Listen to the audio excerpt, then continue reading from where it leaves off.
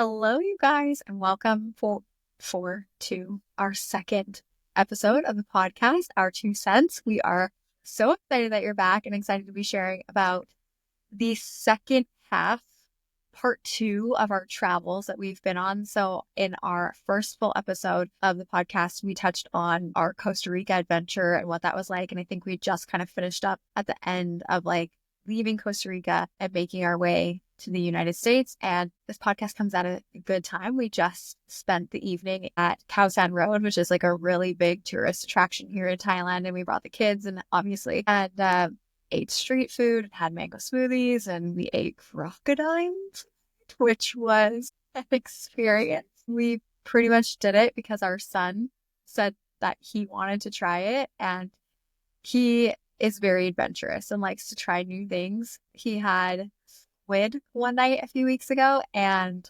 a full squid barbecued on the grill, not just deep fried calamari.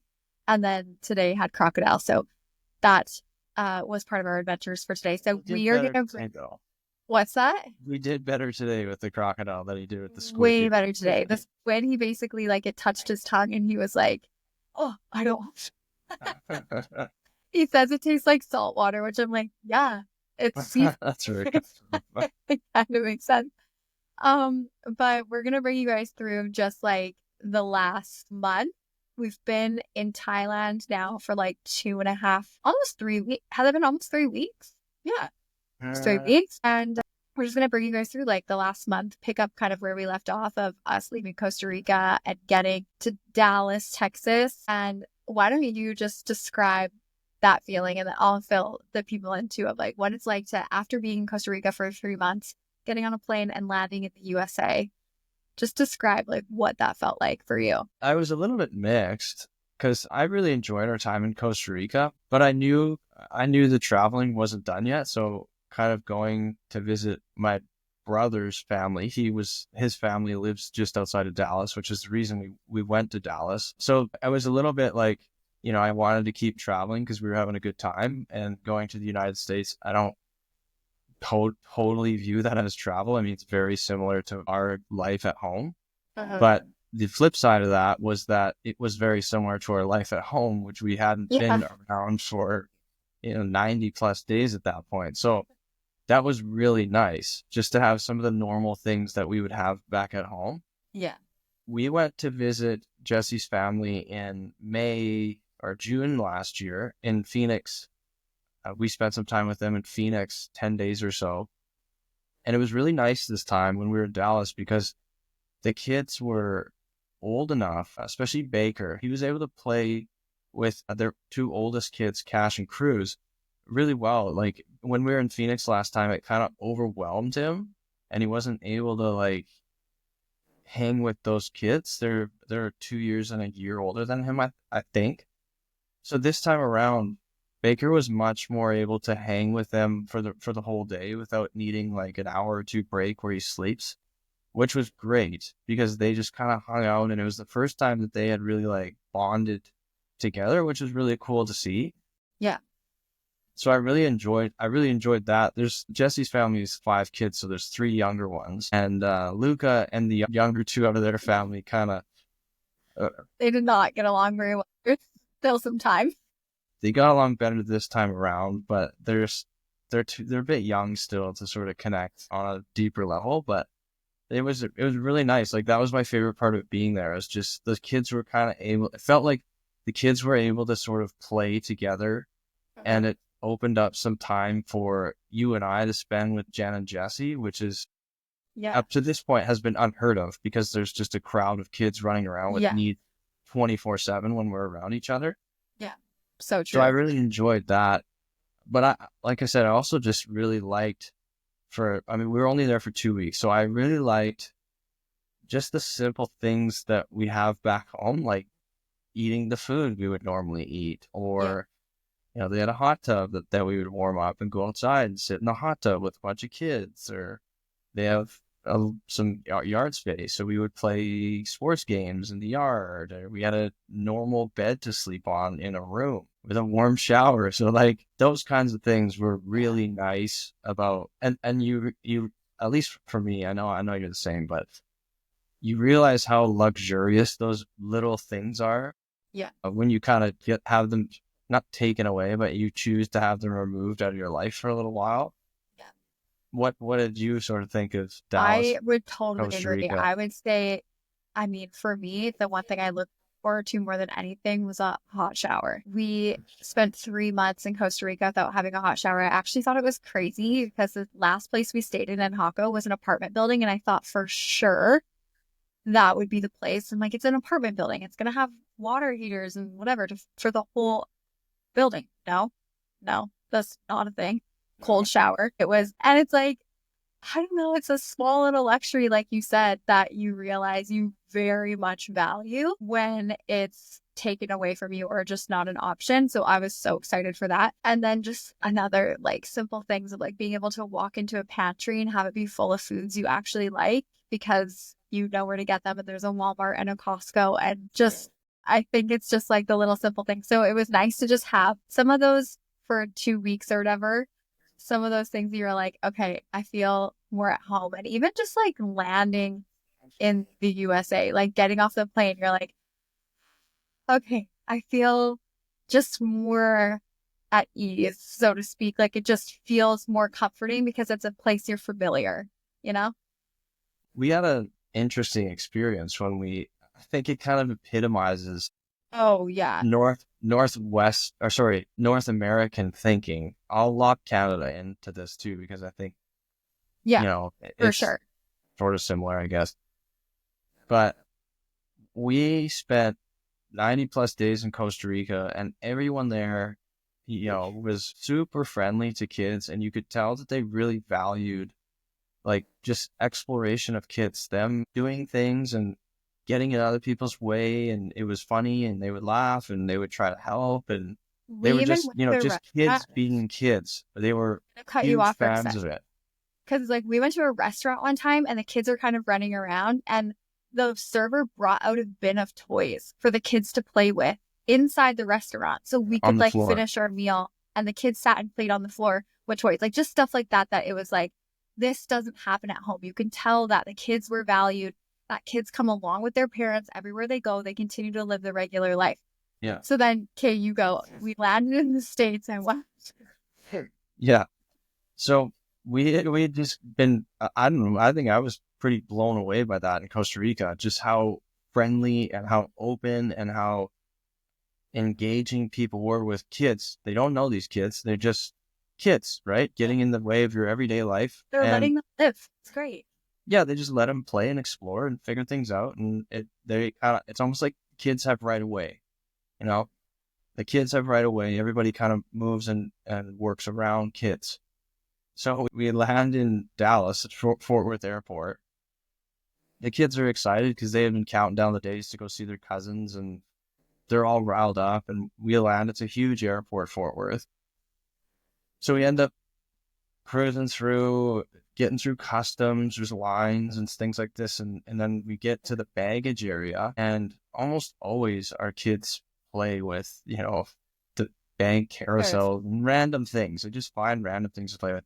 So they end up, there's like 9 carousels for baggage at Fort Worth, and they just end up getting like touching bags that are moving on one of the carousels, and They're not like walking. climbing on the They're carousel. They're no, no, not like running around. Like they're just touching all of the bags as they're going through the and carousel. Like no, they're very, in my opinion, innocently. yeah, they're just touching and sort of walking along the carousel and touching the metal plates and just normal kid stuff. And a lady asked them to stop doing it. And so we were kind of like, okay, well, just listen to the people here. They're the ones who set the rules.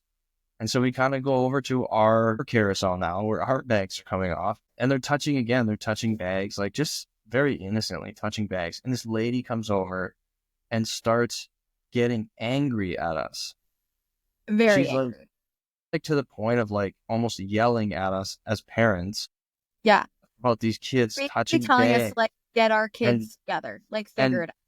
starts throwing around the words like liable. I am liable. If somebody gets this, I am liable, and I could get sued. And we were like, whoa, We're just trying to find our this bags and is get out of here. Like And then she I brings a just traveled security, for like 10 hours. she brings a security guard over and he's like, yeah, they can't touch this. And we're like, She's like, holy you smokes, tell this them to is, listen to us. We're like, he's so excited. yeah, we were like, this is a 180 from where we just were. I mean, kids Yeah. could do almost anything without getting berated in Costa Rica. Such There's a big nothing you could reality do. check of just different ways of living and different thought processes and mindsets. Like, yeah. Yeah, so it was like I don't know, it's just like an eye-opening thing to be like, oh wow, okay, we're back in a place We're where back. it's about protect me, like I'm liable, I'm gonna get sued, you're gonna sue Yeah. me. It's assuming you never crossed my mind. I know. And I wouldn't even say that we're back in a place of like the liability place. Or, I mean, yes, we are.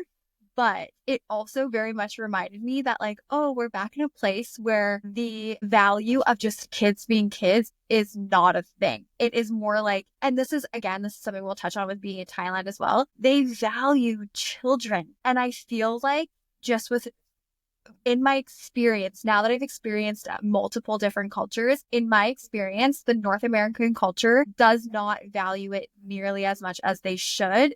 It's almost like kids are a bit of an inconvenience.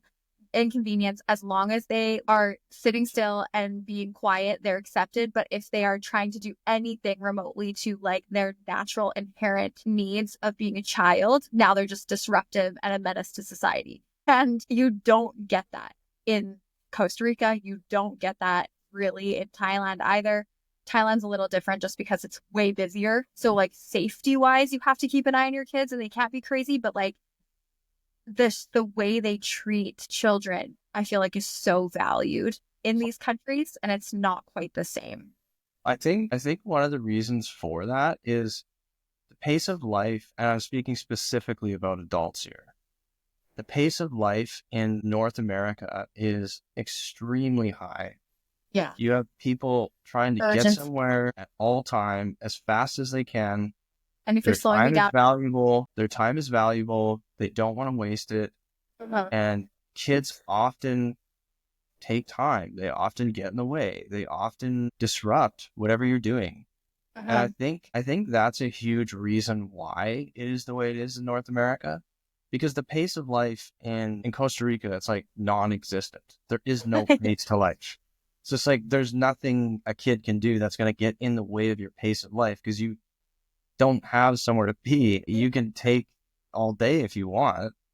And, Thailand's been a little bit differently because there is some pace to life here, but it's not like what it is in Canada or the United States, where it's like, I have to be at work by 8 in the morning. I have to be here. I have to be here. I have to, perform. I have to do all these things. And if something disrupts it, it's a nuisance to my life. It's not it's not a positive thing in our world, it's just an observation, like I don't think we're saying either one is good or bad. They both definitely have pros and cons. You wouldn't want, most people I don't think would want to be in Costa Rica full time because part of the opportunity that there's lacking of opportunity in Costa Rica is because of the way they choose to live.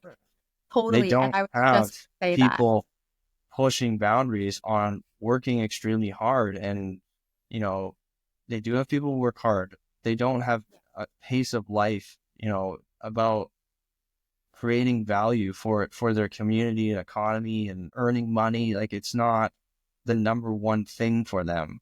Yeah. But in saying that, it's also part of the reason that they don't have many opportunities is because people don't value that as much. Mm-hmm. But they value the things like family and slow paced living and being a little bit more like in nature and living more simply and minimalistic. And they value that. So then what they do with their time is more aligned with that versus, and that was one thing we actually struggled with. I know now this podcast is turning into like more of a Costa Rica talk. We'll get there eventually, but that was one of the things we struggled with about Costa Rica is we were like, there are elements of the North American culture, like that hustle and bustle and like working to achieve that we actually enjoy. Like we feel like it. And when we're there in a culture where things are a lot more slow paced and yes, you're present. Yes, you're creating so many memories and there's so many elements of that is awesome. You're also kind of like there's a part of me though that feels unfulfilled here because the culture isn't aligned with this. So I think like being back in North America, you kind of get like, okay, yeah, that was one experience where we were like, whoa, we are okay. But it also is like, there's something comforting around it too, because you're like, okay, people though are working here and striving for things. And like, that is something I also really like. Yeah. But yeah, that was we So left the airport and we were like, what was that? yeah, what's happening? So that Um, was I mean, those are just some of the things we noticed just even in the 2 weeks. It's not like we weren't aware of them, but it was just almost like a it was just a slap in the stark face, wake up call. contrast Like you're back in, North America where things operate differently than they for sure. do where we were. That's just stark So, contrast from what we have experienced for 3 months to come back and be like, but overall, it was really nice to be in Dallas. I mean, they oh, had they had freezing weather for 2.5 days, so so we random. built an ice rink outside, and Baker and I skated on the ice out in the driveway, His shooting first puck. outdoor rink experience was in Dallas, Texas, of all places, as Or Canadian. That's his hilarious. his first ice hockey experience was the Yeah. Saturday. 5 days after we got there, Cruz had hockey practice at 7 a.m. or whatever, and Baker suited up and went on the ice with Cruz and his team, and so that was I never would have guessed Baker would have started playing hockey in just outside of Dallas, Texas.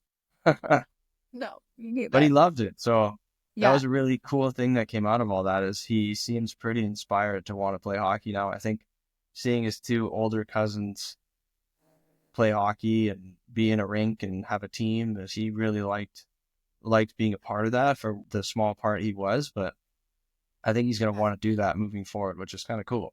Yeah, it is cool. And yeah, it was a really cool experience. Just I've never seen Baker play so hard with kids. And I mean, even after just being gone for 3 months, Baker is very social. So you can tell that he craves that and misses it. And it's hard for him when you're in a country that, the kids you do meet, they don't necessarily speak English. They might not be interested in the same things as you because again, it's a different way of living, right? Sports isn't super big in Costa Rica for boys. And so they don't, other than soccer, really. So it was like, they're not going to go and play sports somewhere. It's just not something that's that big. So it was kind of fun to have him be around his cousins who have very similar interests. And there was like 3 days where honestly, I feel like I saw Baker first thing in the morning. And then when I tucked him in at bed, like he was running for 72 hours on just a high of being around kids again. It was the coolest thing to see. I was like, I've never seen him play so much ever. So that was really fun. And then, yeah, just being able to spend time with them. 2 weeks was like, it was really nice. Felt like a luxury having a bed, having a hot shower. Yeah. I haven't asked them how they liked the 2 weeks yet, but No, yeah, they might have been like, whoa, 2 weeks with these people at our house was enough. But we were like, we'll get there one day. Okay, so yeah, we spent 2 weeks with them, which was awesome. And then we made our way from Dallas, Texas to Thailand. Jesse happily drove us to the airport that morning. Yeah, I know. So we made our way from Dallas, Texas to Bangkok, Thailand. Well, I'm not going to say all in one shot because like obviously we had multiple flights to get there, but it was like all in one go. We didn't stop and stay anywhere for a long period of time. We just were like, we're getting there and we're going. So let's talk about that. So the flight path for us to get there was we did Dallas to Vegas, Vegas to San Francisco, San Francisco to Seoul, South Korea, and then South Korea to Bangkok, Thailand. From the time we left the house to the time we arrived in the hotel was 48 hours. It was freaking long. We had a 12-hour layover in Seoul, South Korea, where thank freaking goodness they had like our layover was a whole day. Like it wasn't a nighttime, so we couldn't really get a hotel. It was like 6 a.m. in the morning till 6 p.m. in the evening or something like that. And Seoul, South Korea, I've never heard of this before, but I've also never looked for it. They have in their airport like rooms you could rent for that exact reason. And I think 8-hour maximum or 10-hour maximum or something like that. I don't know. You booked it. Yeah, I think there was I think it was maybe 12. Like it was an overnight stay at max. Okay, yeah. So we booked that from like 8 in the morning till 4 o'clock in the afternoon. And it honestly was such a game changer. Like it had a shower, it had a gym. Both of us got a workout in. Yeah. We all slept, we all showered. Like it just felt so good. We changed our clothes. Like it was so nice. That also felt luxurious because we had just spent 24 hours at that point, like getting to there pretty much. So what was like, I mean, I actually think our kids rocked it. They did so well. That was a lot of flights, so it was really long. The longest one, like from San Francisco to Korea, was overnight. So they slept pretty much the whole thing. It was great. So just to back up for a second, I'm sure people are going, why on earth would you fly Dallas to Vegas, Vegas, San Francisco, Seoul, Bangkok? So when we were in Costa Rica, we were going to go to Bangkok and we booked a flight from San Francisco to Bangkok and it went through Seoul. So we already had that flight. And then when we were in Dallas, because we were thinking we may have gone somewhere else for one of those 2 weeks we were in Dallas, but it didn't pan out. So we stayed in Dallas. And then by the time we had booked a flight, it had kind of changed from a direct flight to San Francisco into a bit of a milk Had to run stop at through Vegas. And so that's what kind of because changed we it. only booked that flight like 2 days before we were supposed to fly. And we're Yeah. like, well, this is like the only one now. So I guess we're committing. So that's why we had to fly from Dallas to Vegas, hour transfer in Vegas, Vegas to San Francisco. We had like, I don't know, 3 or 4 hours in It San went really Francisco. smooth. But one of the things that we've learned flying with our kids is that when we take red eyes, it makes a huge difference in the experience we have, because the kids, oftentimes when we get to the airport, they're so wound up, they're excited, they really want to get on a plane and go travel wherever we're traveling. And so when we get to the airport in the evening, they're all fired up and ready to rock. And then by the time 3 hours goes by, if it's an international flight, or 2.5, and we actually get on the plane and it's now 11 p.m., So tired. it's so easy just to get them to basically pass out. Yeah. And then once they're asleep, they're pretty much passed out for at least 4 hours, I would say.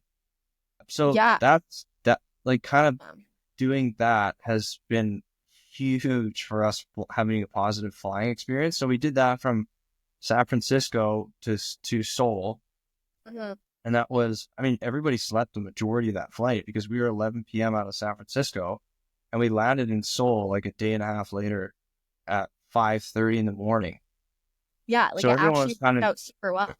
yeah, it was kind of good to go. And then we were in Seoul in that hotel room for 6 or 8 hours or whatever it was. Uh-huh. And then we had 3 hours to burn before we got on another plane, which again was Overnight one again. it wasn't overnight. It was 6 p.m. to like Well, 11. still, we didn't know what freaking day it was or time But at everyone that was point. so burned that I think everybody fell asleep the whole plane Kid ride. slept the entire flight. Baker had fallen asleep in that hotel room, remember? You carried him down. He slept the whole Yeah. time while we waited for the flight and then slept the whole flight. Yeah. So that was the overall experience of that travel day was actually not really bad smooth. at all. Like it was pretty darn good. Yeah. The hardest part probably were actually the first 2 flights where everyone was wide awake.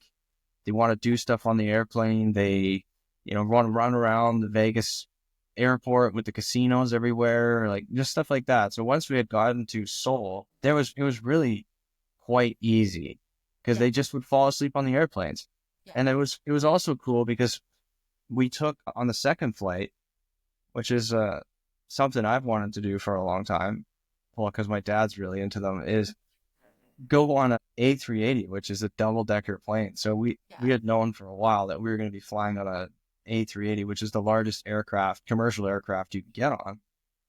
So we were flying on an A380, which was a pretty cool experience. Like I said, they're double-decker airplanes, so they got a set of stairs in the front that take you from level 1 to level 2. And the process of just everything about it is just unique because you get on the airplane in a very different way. I mean, they have like 4 bridges that connect to the airplane, and you're sent on a bridge, to go to the section of the airplane you're sitting on, which is very different than almost every other plane where you maybe have two bridges that go to an airplane. So that was really cool as well to get on that airplane, and they're just massive and really heavy and pretty smooth in the air So because they're so quiet. heavy. Yeah. Yeah, very quiet.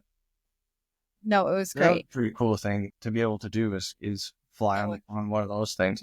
I'd like to do it in a pod or a first class One lay day. down bed one day, but We'll get there for sure. Yeah, and then the kind of funny though, because we had just slept, what was that? It was like a 6-hour flight from Korea to Thailand. So we had just all slept 6 hours, and then we landed in Thailand and it was like midnight. No, it was like 10:30. By the time we got to our hotel, it was midnight.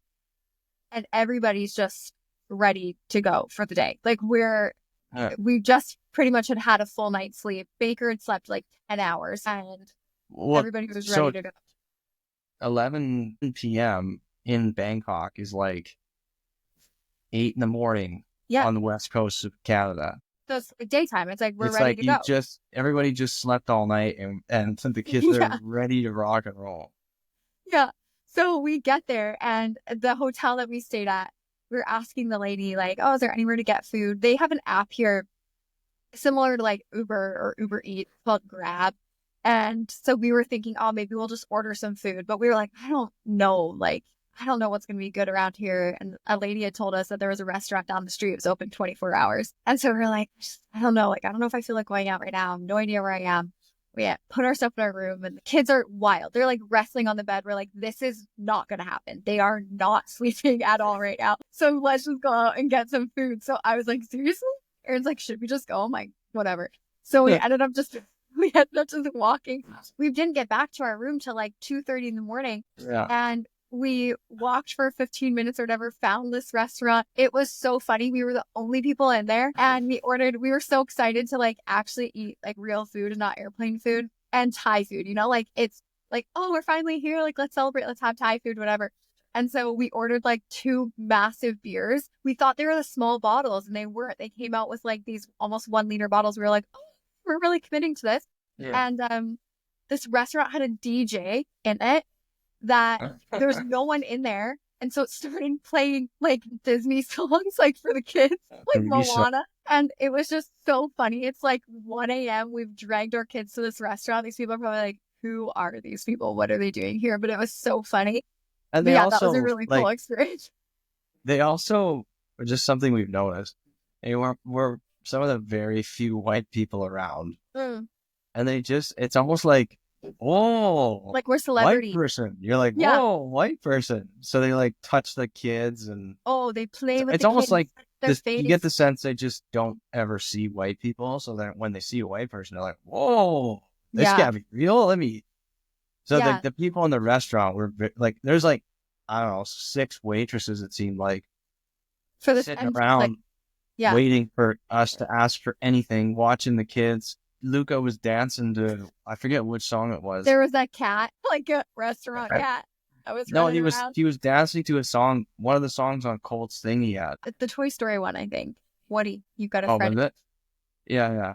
So he was standing at the table dancing. There's all these like Thai waitresses. They think it's the cutest thing ever. They're all laughing and smiling with him. It was so funny. But and then we ended up walking back again at like 2:30 in the morning. And one of the things that I thought about on that walk, and it just solidified to me, like, I mean, we love travel. I love travel. But even like Aaron and I had come to Thailand 7 years ago, whatever, for our honeymoon back in 2017. And I thought about this as we were walking to the restaurant at midnight.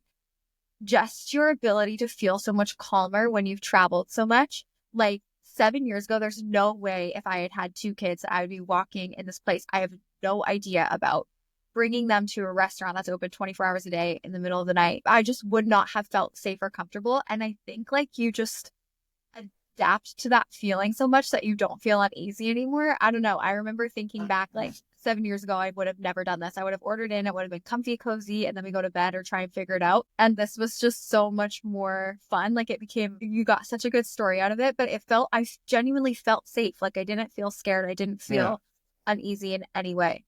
I think this is another point of something we've, I don't know if you want to call it learned or picked up on or whatever you want to call it, is the more we've traveled, the more we have felt that the world is a pretty safe place.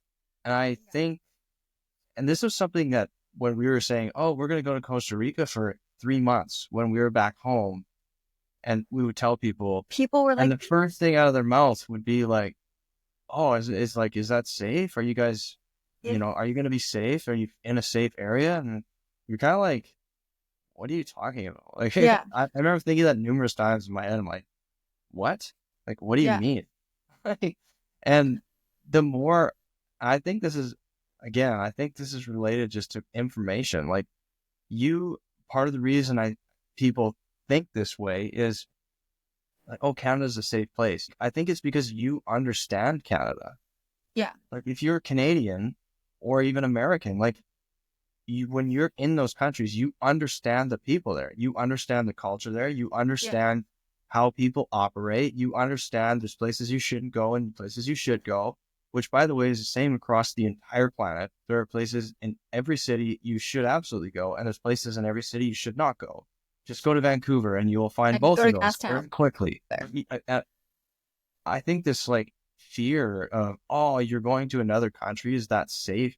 I think it actually just comes from you don't understand, you don't have information on that country, and you don't understand the people there and the culture there. Because I actually felt I would feel more safe in many areas of Costa Rica than areas I would in Canada. 100%. Because I actually feel the cultural beliefs that they have in Costa Rica actually support me as a tourist better than places in Canada would. Like they respect and value me just as a general society. They value other people more than I think people do in Canada in lots of areas. Yeah. No, I totally agree. And And it's the same also time. felt like that here. I felt like that here as well. Like the way that you're just treated and respected in these countries. Yeah, there's elements of even here, like it's so much more busy than it is in Costa Rica for sure. But I just feel like they're culturally the way they take care of people. Like it's very much a village society of like, I help you, you help me. We look out for one another. Like that is the way. It's not where I find a little bit more back home is like, this is my life. You don't impose on my life. You don't tell me how to run my life. I'm going to figure things out on my own. And in this culture, I just don't think that would work. Like, I think there's too many things that people are responsible for that they need each other. They need one another. They all work together as a unit. They also So don't then have that the way they look resources. out for one another. They don't have the resources to live by themselves. Like there's very few people. There's very few people here in Thailand that could have a home and have 2 cars and just be like completely cut off from in terms of support from other people. Like I don't need your support. I'm fine. You do your thing. I'll do my thing. Like there's not many people around here that would have the capability of doing that. Right. And so part of it, I believe, is that they need each other economically, financially. They can't do it without it. Yeah. But They it need to have creates people watch their kids. They need to have grandma help cook. They need to have as many family members as they can pool together and help support each other. Yeah, but it creates a sense of unity that then gets passed on to every person that walks by and walks down the street. And I feel even now that we kind of have a route, that we take on the daily where the kids are either scootering or they're running by and we're kind of following along and there's food stands and stuff. The amount of stuff that our kids get for free from people who probably don't have much. But this is the thing though, too. It's like from people who probably don't have much to be with. They are so giving and they're willing to take care of you. They want to take care of you. They're willing to give even though they might not have. And it's such a beautiful thing to witness, but also for our kids to be a part of because it's something I would love to be able to take back. It's not even like you have to give physical things, right? You don't have to give physical gifts or physical food or whatever it is, but it's just that concept of like, you don't necessarily need to have in order to give. Like you can give just to take care of one another and be that type of person. And you see that all over the place. Like I could list 50 stories in the 2 weeks that we've been here where our kids have come with food and drinks and popsicles and suckers and like whatever it is, like they're always being given stuff. People are always there to look after you. Yeah. Like even something as simple as crossing the road. I mean, there's numerous times a day where someone will grab one of the boys' arm and be like, whoa, whoa, whoa, whoa. And then they'll help them walk across the road or something. Yes. Like, if they're 15 feet or 10 feet, 5 feet. And they don't even know, they don't know this person. This Thai person doesn't know our kids. Yeah. But they're looking out for you. Yeah. They're just always people trying to help with the kids. Yeah. And it's really just kind of refreshing to see because I think, and even I've like fallen into this, and Aaron and I were having this conversation actually the other day, but I've fallen into this as well back home where it's like to receive feedback or to receive help from somebody is you almost take that upon yourself as like, I'm not good enough or I'm not a good enough parent. So if you're trying to help me, it's like, leave me alone. I know what I'm doing, or leave me alone. I'm a good enough parent. Whereas here, like even just going back, I mean, I've walked past moms who have put their like babies to sleep on the ground so they can sell 25-cent trinkets to people that are passing by. You need a village when that is your reality, and they are just there for people. And that is something that I think we could use a little bit more of. Just that humanity side of things. I don't know. Yeah. Yeah. It's a complicated thing. It is complicated because it's also such a different way of living. Like we don't directly related to live. Like we don't have to live like that back home because of the resources and stuff that we have. So it's a completely different mindset shift that it's like you can't really apply. But when you are here and you can see it, you're like, there is elements of this that are really nice. Like people might not have a lot, but they seem to be supported still. Yeah, they support each other. Yeah, that's what I mean. And okay. So that's obviously a life lesson that we can take along with us. But let's talk about like some of the experiences that we've had so far being here. Those are just like little things that we kind of have picked up on over the last few weeks. But let's talk about some of the experiences, some of the things that we've done. What's been like most memorable to you? I'm curious what stands out for you about being in Thailand with our kids and what we've been up to. That's a good question. We've done numerous things, both pretty big and a lot of little small ones. Yeah. But I would probably say the most fun I've had on one so far, because it was such a unique experience, was the Safari World Zoo that we just went to. Yeah. We just did that like 2 days ago or 3 days ago. Yeah. So Asia's uncle he's like the head zookeeper at the Greater Vancouver Zoo. Yeah. And we go there probably twice a summer with the boys. We walk around and do awesome. So it's not like we don't go to a zoo very frequently. We go to it, like I said, probably twice a year. The way the zoo operates here is just wildly different. There's really loose rules. Yeah, like the rules are just very different than in Canada, which leads to some very interesting opportunities for people to engage with animals. So at this place, they had, I think, 7 different shows. Probably 3 or 4 of them actually had different animals in them, whether it was dolphins. We watched an orangutan show. They had an elephant one. They had a sea lion one, a bird one. And they had a few that they didn't have animals. It was more just like a show, like a 20-minute show. But all throughout the zoo, you paid for a ticket and then you could come into the zoo. And when you got into the zoo, you could go walk around and check out all the animals. They're in cages or pens or just habitats that they've organized. But you could have some of these, I don't know, there's probably 7, maybe something like that, where you could actually pay a little bit more money and they would essentially offer you a unique experience with the animal where you get to feed it. Maybe you get to pet it, like stuff you would never, ever be able to do in Canada. No way. So we decided to do the giraffe one because we had heard that the giraffe one was pretty incredible. And it was. So we go over there, we had lunch, and then we walked over there after lunch, and you pay like, I don't know, $8 a person, and they give you a bucket of carrots and bananas and this stuff. And you walk up a set of stairs to this kind of like terrace. I mean, the giraffe heads are obviously 25 feet in the air.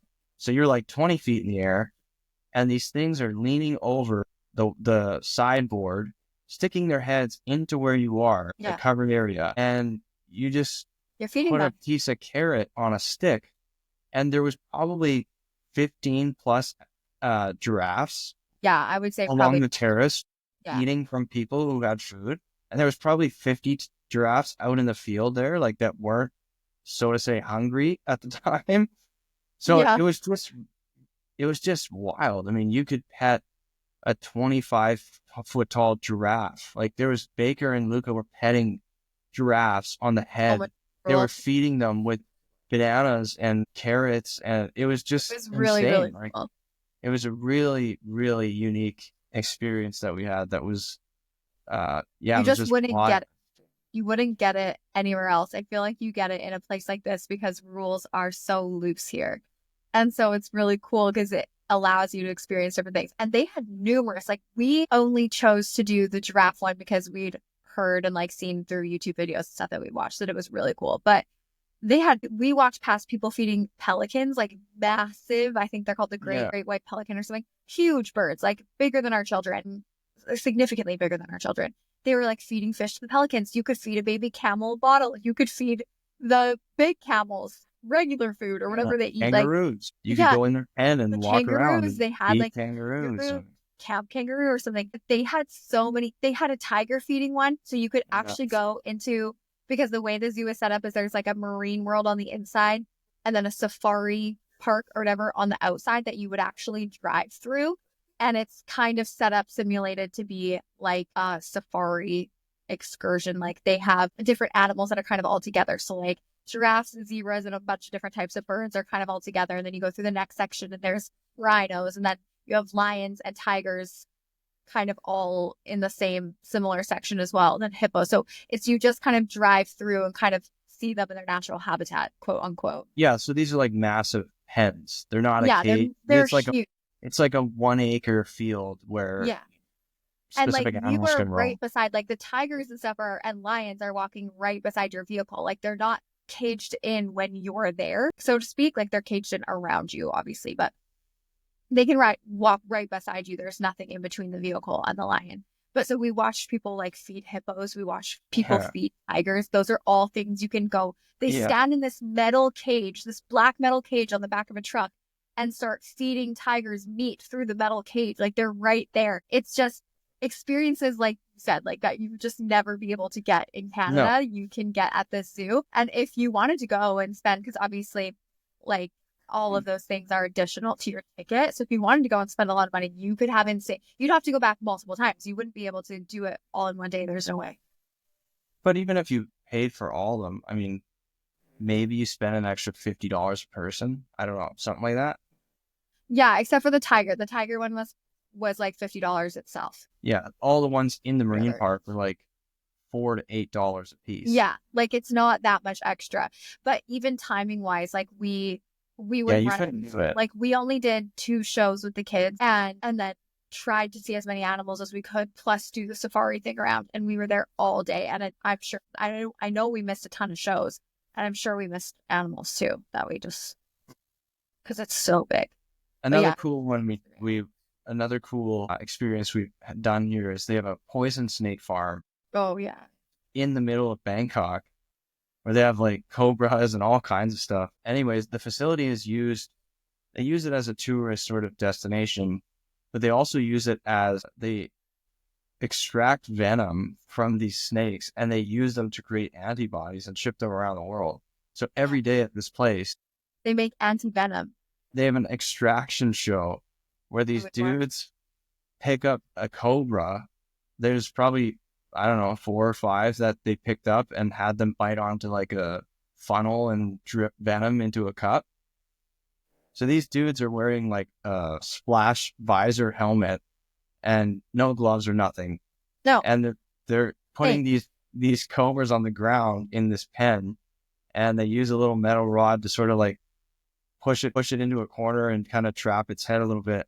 And then the guy grabs this thing by the head. This is like this will end your life bite. Like if you get bitten by this, it's game over. Yeah. These things are like 5 feet, 6 feet long, and going to kill you for sure. And these dudes are just picking them up, having them bite through cellophane onto like a funnel, and every day they do this in front of 100 people. Drip down into like a shot glass at the bottom, and of course our kids are like right up front of the glass. They're like, I want to see this whole thing, and I'm like, oh my gosh, this is next level. They're savages. And they also have the men that do that. Yeah, they also have what was it, handling, like a catching and handling show that was later in the day. We weren't going to stay for like 2 extra hours, but we'll probably go back again and watch it. Where they have a show, they bring up a bunch of snakes, poison, venomous and non-venomous, and they put them on the ground and they catch them and pick them up and handle them. And from what I understand, they actually let people handle some of them as well. So that would be a really cool thing for the kids, especially after the market. We were at the market, one of the big markets in Bangkok the other day, and they have a pet section to this thing, and there's every pet you could possibly imagine. A black I market saw section. A 60-pound cat in a cage the other day when we were there. An African cat, like it was. And so Baker was handling like reptiles, and they had I don't remember what kind of snake it was, some sort of python. Baker was handling it, picking it up, and he was just on cloud 9 about it. These are like black market pets, though. Like this is not necessarily an ethical place. Well, it's a massive. I mean, I don't know. It's not ethical. There's no way.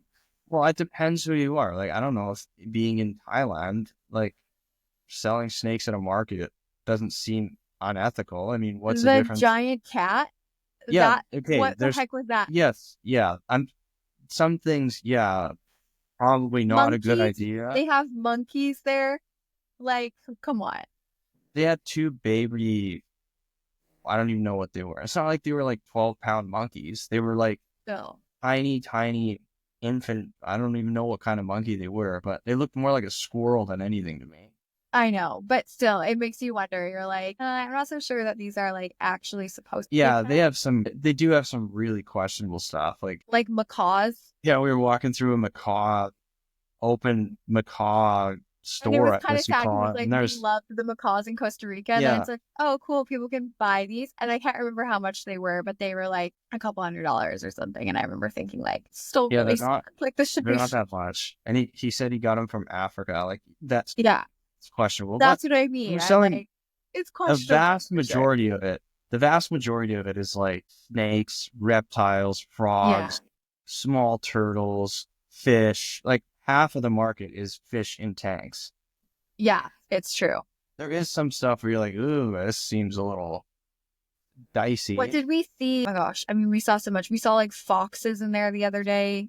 And I mean, they have massive tortoises. Just, there's some stuff. Baker, that's his favorite place in Bangkok. I know.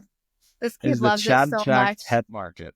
I know. He loves it so much. And I'm like, it's not super rural, but no, whatever. But we still have a couple of things to do while we're here. We're going to do a couple more big ticket items. One of them is there's a huge water park / amusement park here. Siam Amazing Water Park. So we're going to go to that one of these days. And then the other thing we're going to do is go to an elephant sanctuary. I think it's out near Pattaya. Mm-hmm. So we still have, 10 days, 11 days here. So we got a couple more big things to do, which will be really exciting. And then we will get on a plane and head out of Thailand. Yeah, and go somewhere else. I'm like, I don't even know, have we talked about it yet? I don't think so. Should we keep it a secret? We should keep it a secret. Yeah. We'll keep it a secret. But yeah, I feel like those are kind of the big ones. Yeah. That I feel like we've touched on kind of all of it. And yeah, it's been a really interesting experience. I am definitely not somebody, if you were to ask me if I wanted to spend a month in Thailand, I would not have been somebody. I wasn't somebody. I was going to ask you about this. Because I would say largely convinced you to come to Bangkok. You did. You were pretty against it at first. And I was super against it. I was going to ask you, what do you think about it now? Okay. So I still am going to hold firm on, I think a month feels long. Part of that might have to do with the fact that we all had a massive stomach bug for like 4 days and that really freaking sucked.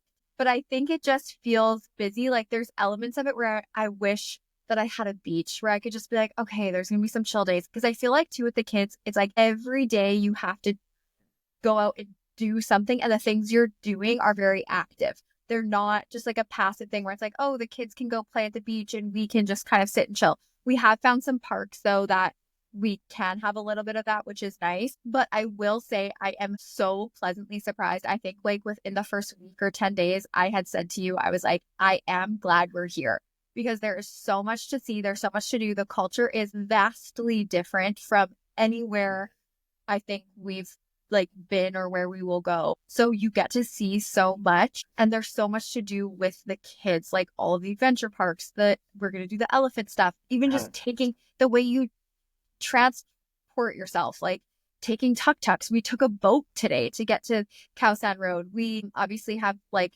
taken taxis and whatever too, but it's like just there's so many different things you can do. Markets, like we have a market just down the street. So it's like we don't cook meals here at all. Like we eat out for almost every meal. I feel like we have breakfast, which we keep really simple, and we'll come back and usually we have like a protein shake for lunch. We keep it really easy there too. And we eat out for dinner like every single day, whether we're ordering food or going to the market just down the street. Like you're always kind of out and about and doing things and exploring. So I definitely have been pleasantly surprised. And I will say too, like outside of the markets, one of my worries was that where we were like, it was going to be busy 24/7. And then I was worried like I was going to lose my kids and never see them again. And it was going to be so hectic and they would have to hold their hand all the time. Like I truly was like anxious about coming here because I just didn't know what to expect because when we came here back in 2017, Aaron had food poisoning and he didn't leave the hotel one time. And I went out to go get us coffees and I have no idea what part of Bangkok we were in, but I went out to go get us coffees one morning. I came back and I was like, I'm never leaving this hotel room again. It is so crazy, insanely busy out there. I'm never leaving it again. And I never did. So I never explored. And my one memory is that it was like side by side stacked people and you couldn't breathe. And I was like, I'm taking my children to that environment. But it is absolutely not like that. That's my favorite part. You took one road in Bangkok of one experience you've had and applied it to the entire city and wrote the whole thing off. It is nuts. You can't move and there's no way I can go there. And there's garbage everywhere. There has to be garbage everywhere. So it just can't happen. We cannot do it. I was like, what? There's like 1,000 things. There's literally 1,000 things to do in the city. Like you could do stuff endlessly in the city. When he was like, I think we should stay there the whole month. I was like, absolutely not. It's like, I was like, I will do a week, maybe 2. And he did convince me. He wore me down and eventually was like, I think we should do it. Look. But then this guy, of course, did his research, right? And comes to me with like, look what we can do. Look at this. Look at this. Like, look how far this park is. This park's so close. We can go here. We can do this activity. And so he got me over time because it probably took him like at least a month to convince me to stay here for a whole month. But he did so much research and came up with so many activities for us that I was like, okay, well, and I could also really tell that he wanted to stay for 30 days. So I was like, all right, like what's the worst that happened? I just spent 3 months on a beach, which is like my glory of a vacation. And I know that there's elements of that where you're like, I'm so bored and there's nothing to do here. So I was like, I can give you 30 days in a busy, crazy, insane city that hasn't been as busy, crazy, and insane as I thought it was going to be. Yeah. It's actually been a very cool experience and I'm glad that we came. But I do feel like I'm ready for a change now-ish at this point. Yeah. Well, overall, Bangkok's been a really good experience. And yeah, it has. Yeah, I'm glad we came here. I think everyone is glad that we did come here. So yeah, I agree. I am really glad. And I would have never given myself this experience. Yeah. I wouldn't have chosen it. So I'm glad that we did it too. Okay. Well, I think that's it for this episode. And thanks for listening. And yeah, we'll see you on the next one. Yeah. Okay. Thanks, guys. Talk to you later. Bye.